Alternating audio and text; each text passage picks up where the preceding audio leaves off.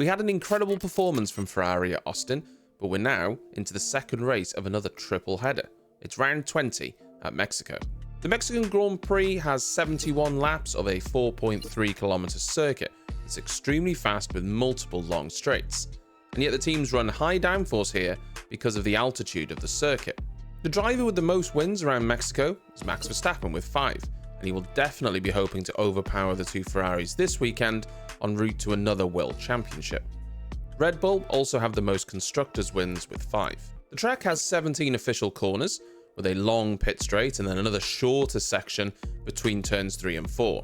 Then you have 2 slow sections that sandwich the fast S's, the second slow section being the final sector through the stadium.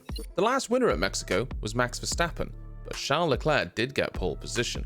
There are 3 DRS zones on the track. The first is down the long pit straight, then between turns 3 and 4, and then finally a third one which is much shorter between turns 11 and 12 leading to the stadium. This weekend the Pirelli tyre offerings are the C3, C4 and C5 compound tyres, the softest available in the range. Let's talk weather then. It's actually going to be pretty cool in Mexico for the race weekend. Friday will max out at about 23 degrees, then moving on to Sunday, well, that could be under 20 degrees when the race starts at 1 PM local time.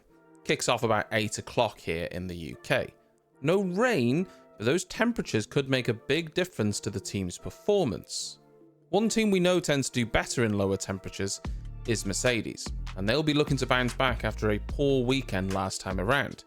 It's not a sprint weekend though, so at least they'll have more time to get on top of their recent updates and find a good balance for the car and hopefully a good setup. Kimi Antonelli will be replacing Lewis Hamilton in FP1 in Mexico after he replaced George Russell earlier in the season. I'm sure Hamilton will be hoping that Kimi Antonelli looks after his car a little bit better than he looked after George Russell's.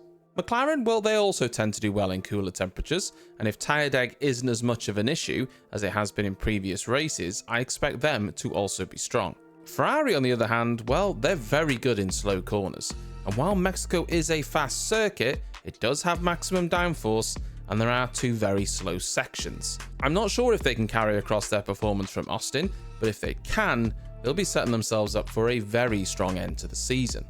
If I'm being entirely honest though, I'm not sure where Red Bull will fall in the order. I feel like where they are at the minute massively depends on the performance of the teams around them. If you believe the rumours, they're also planning to announce the retirement of Sergio Perez this weekend. I doubt that very much. I'm looking forward to this one though, so I hope you enjoyed this video, and I'll see you there for the race.